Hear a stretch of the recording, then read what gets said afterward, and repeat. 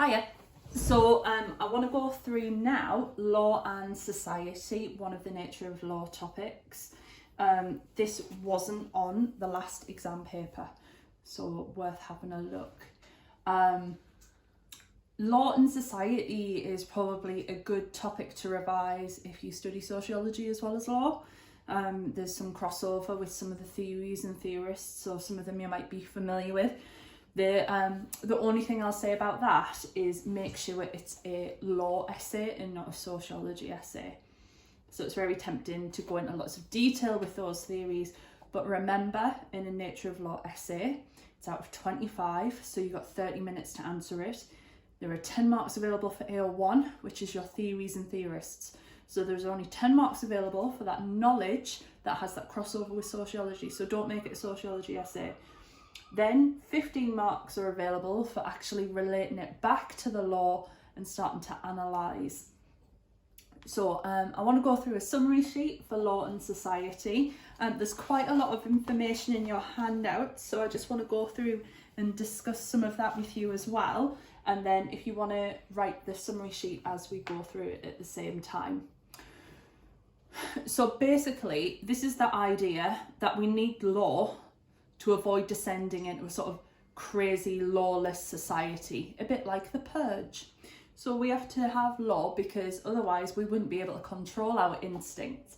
The law is there to control and balance society, to create order and civility. And then what I've done is I've just underlined those two words there because they are quite key to this. There are kind of two angles that a good essay will look at. The law controlling us as people and what we can and can't do, and also the law balancing different people's rights. So we're going to talk about, for example, the tort of nuisance later, but if you think of nuisance, I have the right to play music really, really loud in my house. My neighbour has the right to peace and quiet. Whose rights win? No one's rights are worth more than others. That's the rule of law, one of your key British values. So what we have to do is we have to have a look at how we can create balance. So how can we make it so that I'm able to play my music, but how can we also make it so that the neighbour gets peace and quiet? So the law has to balance different people's wants, needs, interests and rights against each other. The law also has to balance those rights, our individual rights, with the collective rights of society. So, for example, is it right to be able to torture a terrorist to avoid a bomb attack? Is it right? Should we be able to torture somebody to avoid a tragedy on a national scale? So the person accused of terrorism has individual rights. As a public, we all have the right to be safe. How does the law create balance there? So how do we safeguard people and their individual rights, but also how do we safeguard society? So there are some theories and theorists, and what I've tried to do is try and put all of the AO1 here. I think it works quite well if you do it in this sort of order. So first off, to go through theories and theorists. So let's talk about some of the key theorists first, and you'll see these in your handout as well. I've gone through and kind of peppered in some theorists, particularly on page 23. It talks about some of this in a bit more detail. But first off, we have Roscoe Pound. He identified 3 interests that are within society. So rights as individuals, so the rights that I have, the rights that you have, they are important to us. So for example, we have the right to privacy, we have the right to individual safety. We also have the right to be able to do things that we want to do. We have social rights and social interests. Our interests as communities, but then we also have public interest, so the rights of society.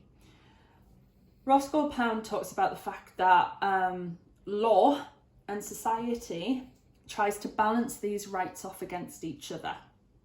So the rights of the individual will be balanced against the public, but rights of the public often win. So for example, when it comes to suing the police, it's very, very difficult because the police have a bit more protection when it comes to owing a duty of care. That's to make sure they can do their jobs effectively without kind of worrying about claims against them. But of course that ignores our individual rights, and we saw that in the recent tort case of Robinson versus the Chief Constable of West Yorkshire. The fact that the woman was injured in the police chase, but she wasn't able to claim because the police have a bit more immunity. So he argued that although the law tries to balance those three interests, generally speaking, the public interest will usually win out over the individual. And this is a justification that we use, for example, for police stop and search powers, or for rights to stop and search at the airport, rights to search to avoid terrorism, for example. There's some really, really interesting cases out there that have kind of happened. And what I'll do is I'll have a look to upload some of the information on this onto Moodle, so you can read some further articles about this, some further case law. Emile Durkheim, I think you might study in sociology, is the idea that I have an individual interest. The state represents our collective conscience. So the state is the one who kind of decides sanctions, they decide what is acceptable behaviour. Von Gering talked about law as a social engineering tool. So the courts and parliament use law to be able to guide our behaviour and guide society to what we want it to be. Hofeld, he talked about the difference between our rights and liberties. So the things that we are safeguarded to do and the things that we are allowed to do. And I think that's a particularly interesting distinction during this time of the COVID pandemic, that the fact that we have certain fundamental rights, but there are also liberties. For example, the liberty to go outside, that is something that can be restricted, and that's to make sure that maintaining and guiding society is key. Other theories that you would talk about here, and again, there's some more detail in your handouts, so there are some details on this about the sort of importance of social control, and there is a bit more information about these theories on page 23 of your Nature of Law handout. There are 3 theories, and again, I think some of these you might come across in a lot more detail in sociology. So the first is consensus theory, so that we use law to reach a consensus in society, and that means agreement. So essentially, as a society, I suppose as a collective conscience, we have decided what behaviours are acceptable and which aren't, and everyone is expected to conform to those standards or they will be punished. People who follow those are rewarded. People who break those rules that we've agreed should happen, they are punished. So for example, children, we teach them this from a very, very early age. So way before you knew what the law of theft was, you probably knew it was naughty to take without permission. Without knowing the nuances of the difference between assault, battery, ABH, GBH, you knew it was naughty to hit someone. You were taught these things at a very young age, and you were taught good behaviours as well. So listening to the policeman was something you were probably kind of told to do from a very young age. Listen to teachers, listen to authority figures. So the law is used to reinforce those as adults. We have the law of theft, which still tells us taking is naughty. We have kind of rules against assault, battery, etc. as we've mentioned. Again, the case of R versus Brown is an excellent example to talk about here, because this really is an example of consensus theory, that as a society, the judges representing us as a society decided that what those men were doing to each other was wrong, that behaviour should be punished, even though those men consented to what they did, even though those men enjoyed it. And maybe, okay, they enjoyed something that was out of the norm. You know, I suppose rubbing stinging nettles into your genitals is not everyone's cup of tea, but it was theirs, and we've essentially told them their views were wrong and they were punished. Conflict theory is something that Karl Marx talked about, and this is the idea that as a society we are competing for limited resources. So money, land, power, those things are all finite. There isn't an unlimited amount. So essentially the law has to guide the fact that we are going to be in conflict. So, you know, I want your land. If I trespass on it, the law punishes me. I want the stuff in shops without paying for it. If I take it, the law of theft punishes me. So this looks at the idea that we have to regulate this sort of domination and power. Labelling theory is another link into law. And again, this may be something you're familiar with if you're sociology. There was a really interesting video on police stop and search, and it really looks at, I suppose, stereotypes, the fact that we label certain people in society. Now, the law aims to punish lawbreakers, but it also ends up stigmatizing certain elements of society, certain groups of society. There is kind of statistics around people who are stop and search. So for example, black people are 3 times more likely to be stop and searched by the police than white people. So the law doesn't just punish rule breakers, the law has led to stigmas of certain parts of society. So what we've got there is you have the idea, I suppose, of all of the different theories that you can use. For your AO3, and again, these are just some examples. Some of these are mentioned in your handout, but these are just examples. Where has the law particularly had to think about balancing conflicting interests? So where we have 2 people, 2 groups come to loggerheads, where has the law had to step in and really sort that out? And you have lots of examples of these on page 22 already filled in for you. So areas where you've already studied throughout the course. And then there are some case studies that I've asked you to think about on page 24, where you can research a bit more detail there. So how does the legal system itself try and balance our rights? We used to study a lot of police powers. If you've done GCSE law, you might know some of this. It's a real shame we don't do more detail.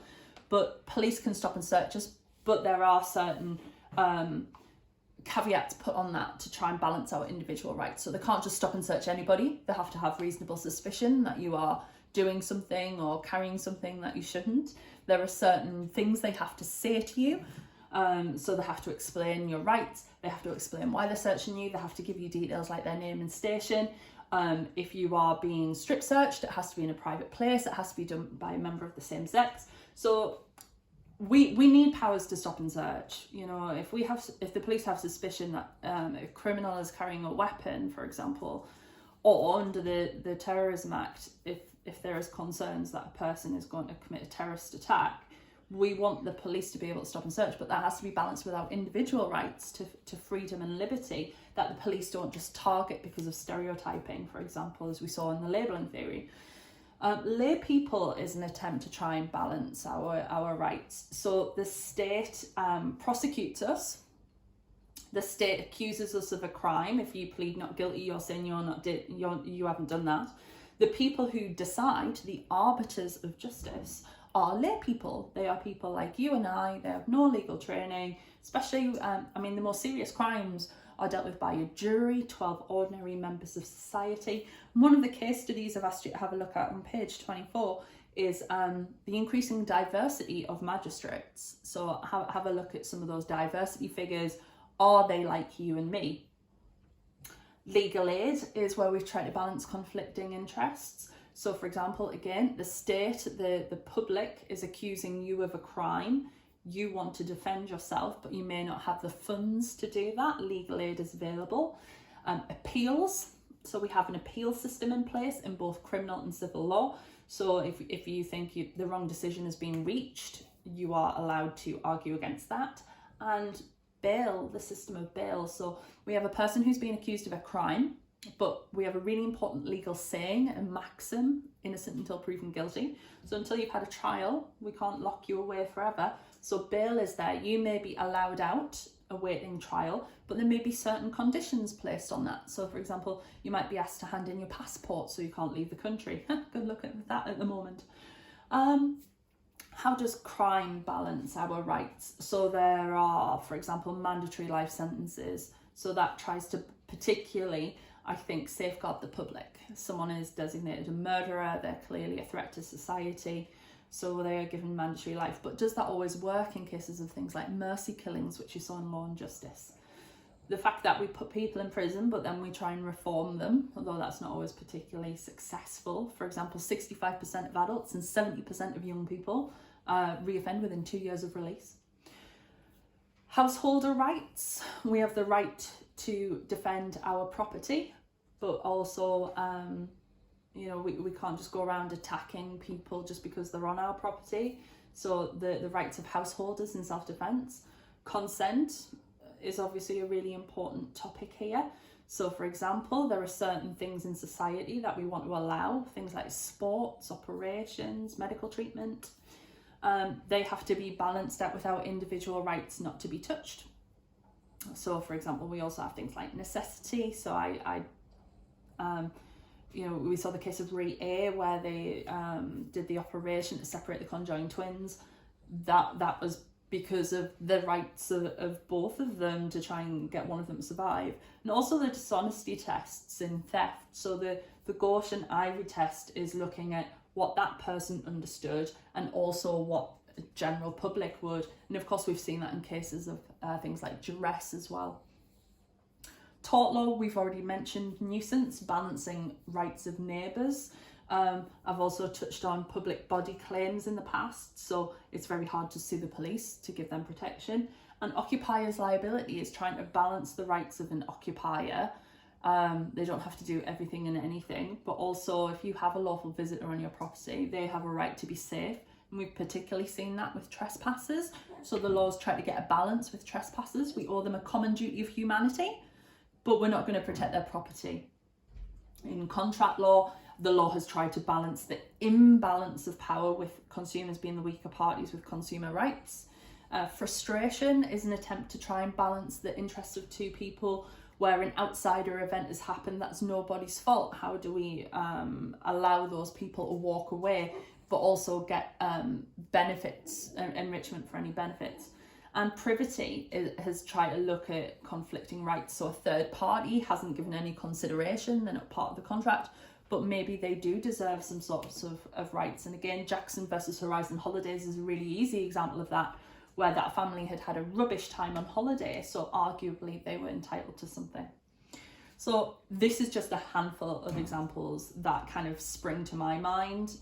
The point of this topic is that you use things from throughout the past 2 years, and it's very personal to you, so you can think of things that it's worked. The last little part here is another way that the law looks to balance rights, which is the idea of legal realism, or the realist approach to lawmaking. And this is the debate which I've just wrote at the bottom there. Do judges create laws with their decisions, or are they just interpreting and applying laws? And there's quite a debate that goes on here, because of course Parliament is the only the supreme lawmaker, and they're the only ones that should make law. So there is a debate that is mentioned on page 25 of your Nature of Law handout, and you can have a look at the debate between judges there. The last thing just to kind of talk about in this topic is that on pages 25 to 26, I've put in an example of an exam question, and this was one that was given to us at exam standardisation, I think. So I've put an example of quite a good essay there. So have a look. It's not perfect, so there are still things that could be improved. So have a read through, and I think if nothing else, it gives you an idea of maybe the structure and the way that you can answer this question. So I think you'll find it really interesting. There are lots of things to talk about here. There are lots of easy examples that spring to mind where the law tries to step in to settle conflicts between different groups of people. If you have any questions, just email me or the rest of the law team. Thank you.